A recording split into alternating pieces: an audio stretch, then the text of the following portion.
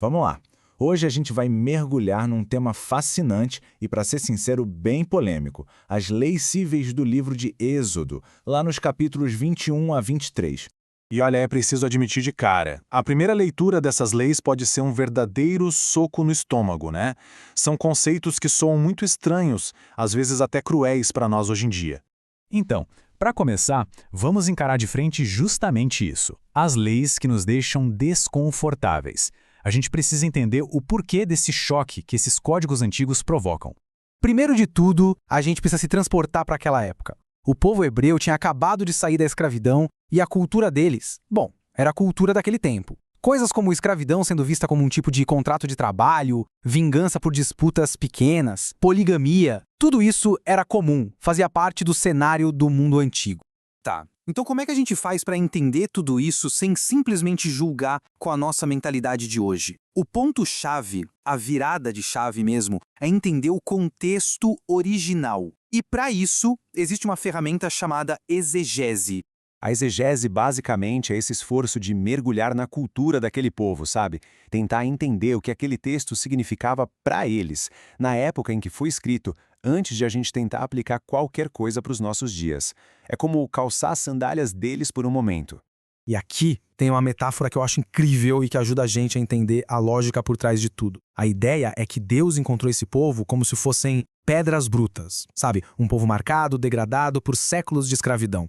A lei não era para ser um ponto final, mas um processo. Um jeito de ir lapidando, transformando o caráter deles aos poucos, não tudo de uma vez. E quando a gente entende isso, a gente começa a ver algo surpreendente. Essas leis, na verdade, criavam uma visão de justiça que era radicalmente progressista para a época. Especialmente se a gente comparar com outros sistemas legais famosos, como o Código de Hammurabi. Olha só que diferença fundamental de filosofia.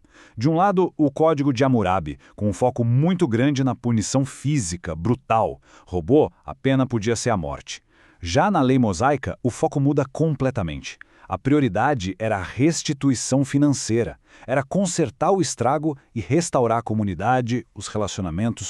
Essa tabela aqui deixa o contraste claríssimo. Vamos pegar o roubo, por exemplo. No Código de Hammurabi, se um ladrão não pudesse pagar uma multa altíssima, a pena era execução. Simples assim. Já no Êxodo, o foco era na restituição. A pessoa tinha que pagar de 2 a 5 vezes o valor do que foi roubado.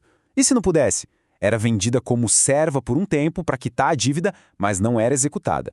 E olha o caso de ferir um escravo. Em um código, o dono recebia uma indenização como se fosse um dano a uma propriedade. No outro, o escravo ganhava liberdade. A diferença de valorização da vida humana é gritante. E mesmo as leis sobre a escravidão, que são um ponto tão sensível para nós hoje, tinham um diferencial enorme. A servidão entre os hebreus era regulamentada para não ser permanente. Os servos eram tratados como pessoas com direitos, que podiam trabalhar para conseguir sua liberdade, geralmente depois de 6 anos. Era um sistema completamente diferente da escravidão como a gente conhece de outras épocas, que tratava pessoas como mera propriedade. Mas, para além das questões de propriedade e crimes, é na proteção dos mais fracos que a lei revela o seu verdadeiro coração, a sua essência moral. E quem eram esses vulneráveis que a lei mandava proteger de forma específica? Eram as viúvas, os órfãos e os estrangeiros. Basicamente qualquer um que não tivesse uma rede de proteção familiar ou social na época. A ordem era clara: não os oprimam. E o motivo por trás dessa ordem não era só uma regra fria, era um apelo à memória e à empatia do próprio povo.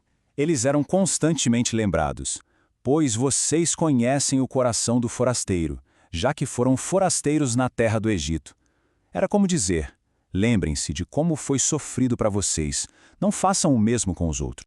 E o ponto culminante disso é que o próprio Deus se coloca como o defensor dos vulneráveis. A promessa é direta: quando ele clamar a mim, eu o ouvirei, pois sou misericordioso. É Deus dizendo: mexer com eles é mexer comigo.